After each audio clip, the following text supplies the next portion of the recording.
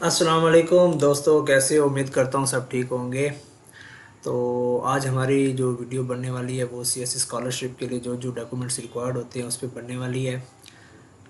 तो इससे पहले एक वीडियो हमने बनाई थी सीएससी स्कॉलरशिप पर, जिसके अंदर एक जनरल इंट्रो था। अगर आपने वो नहीं देखी तो मैं इसका डिस्क्रिप्शन में उसका लिंक दे दूँगा, आप वो वीडियो ज़रूर देख लेना। तो आपको हम ले चलते हैं अब जो डॉक्यूमेंट्स रिक्वायर्ड होते हैं वो आप देख लें यहाँ पर। अब ये डॉक्यूमेंट्स जो हैं ये रिक्वायर्ड होते हैं सीएससी स्कॉलरशिप के लिए। आपके पास ये डॉक्यूमेंट्स होने चाहिए अगर आपने सीएससी स्कॉलरशिप पे अप्लाई करना है।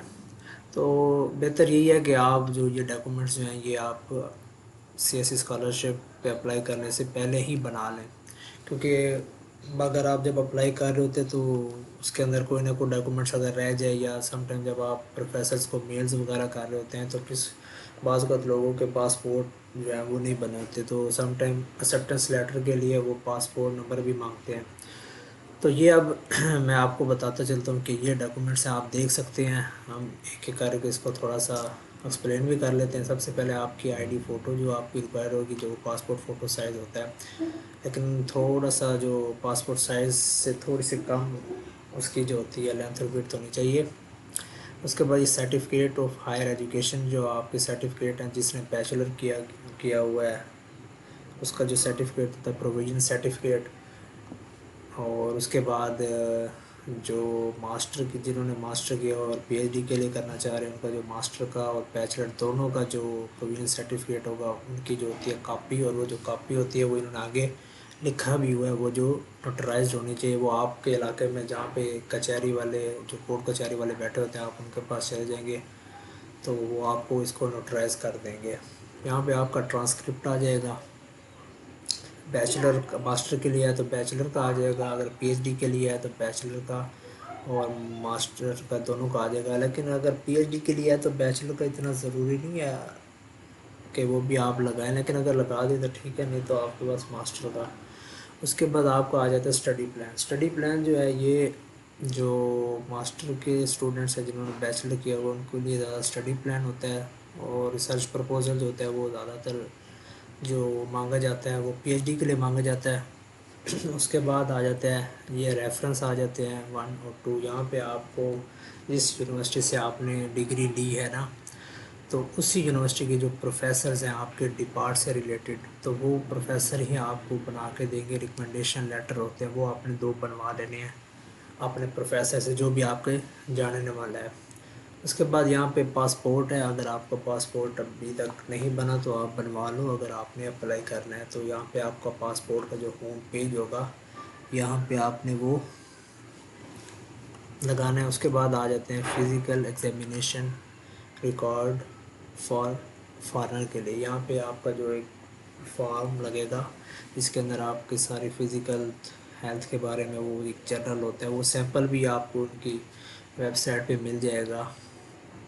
वो आपने सारा फिल करना होता है और एंड पे आपने अथेंटिक जो डॉक्टर होते हैं उनसे उसको टेस्ट भी कराना होता है।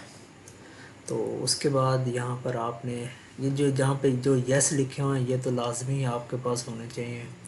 उसके बाद आपके पास ये उसके बाद यहाँ पे है paper of the article publish.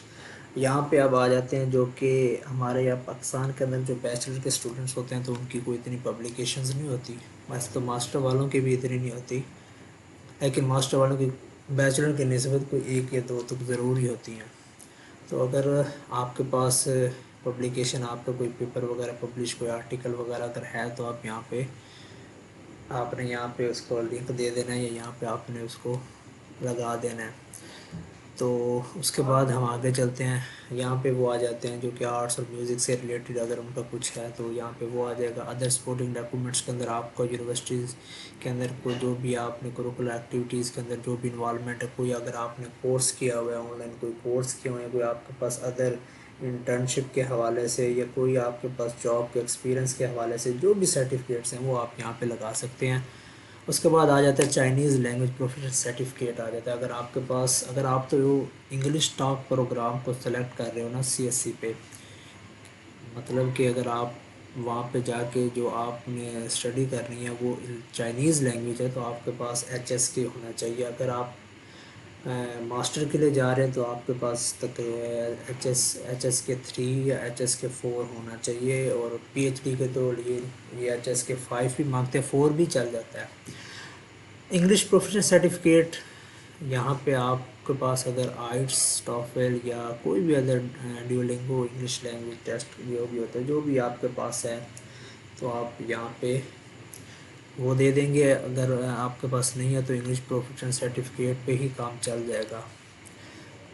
उसके बाद जब आप ये सारा प्रोसीजर को फॉलो करके सारे जो डॉक्यूमेंट्स होते हैं वो आप जब अपलोड कर देते हैं, आप सारा सबमिटेड कर देते हैं, तो उसके बाद तक 2 महीने या 3 महीने, 2 महीने के बाद टाइम लग जाता है, महीना तो लग जाता है। उसके बाद जो यूनिवर्सिटी होती है वो आपका जो सारा प्रोसेस होती है, जो भी आपने जो प्रोफाइल भेजी हुई है उनको वो सारा उसको देखते हैं। उसके बाद आपको वो मेल करते हैं, प्री एडमिशन लेटर भेजते हैं। तो वो जो प्री एडमिशन लेटर होता है वो आपने यहाँ पर लगा देना होता है।